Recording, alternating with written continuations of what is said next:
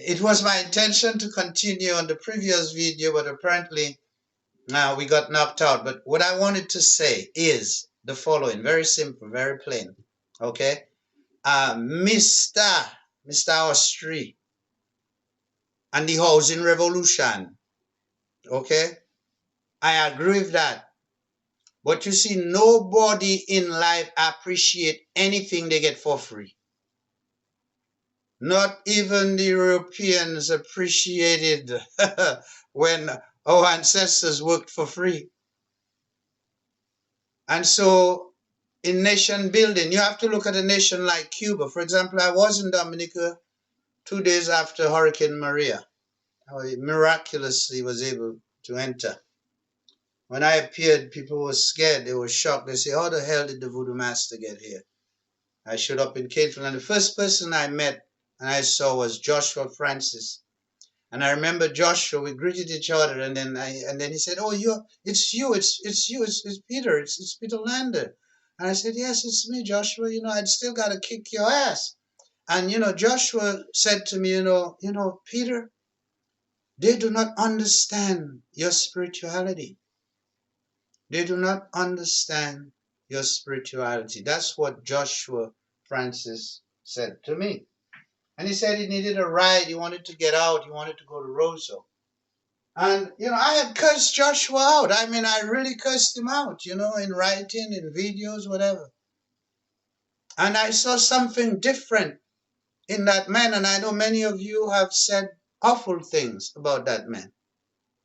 And he has been through something because I told him about my own spirituality. When he fell out with me and he had taken the money to represent me in the case and I was not satisfied, I said to him that I'm going to put the curse of the voodoo master on him. And I did. And his family fell apart. He lost his seat in parliament.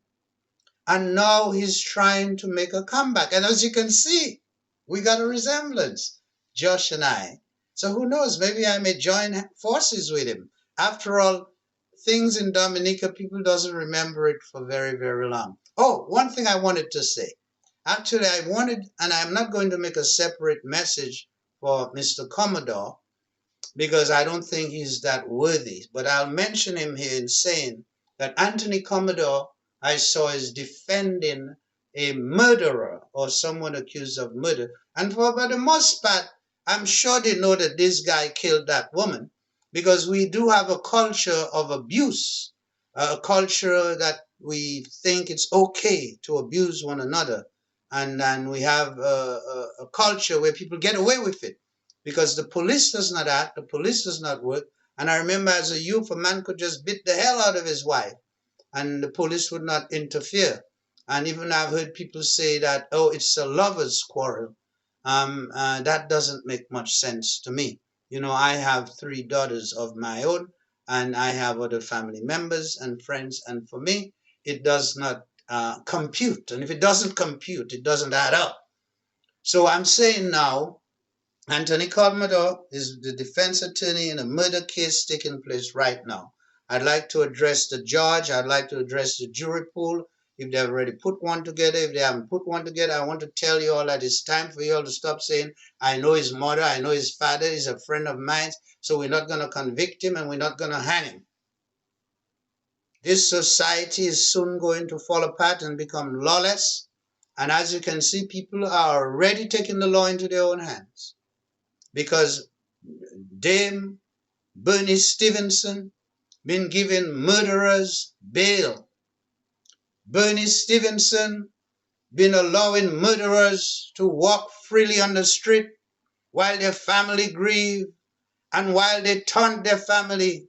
And some people have already taken it into their own hands and to go on to exact vengeance on the perpetrator of the crime.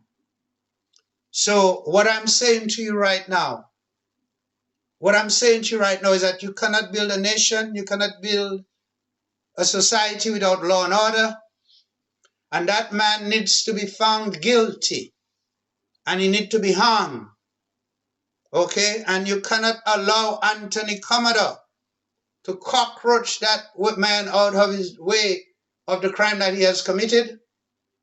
and for that family to continue to suffer without seeing justice visited on the perpetrator of the crime. So I am speaking directly to you today.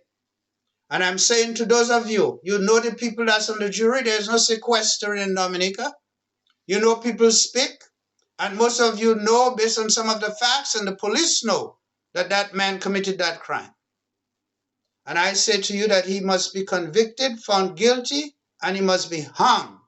If I were the hangman, I would hang him in public for everybody to see, because we've got to have deterrence, and there is no deterrence. And my mother always said to me, and that's why I'm always armed. Whenever you see me, wherever I go in the world, I am armed. I'm always armed. As I speak to you right now, I am armed.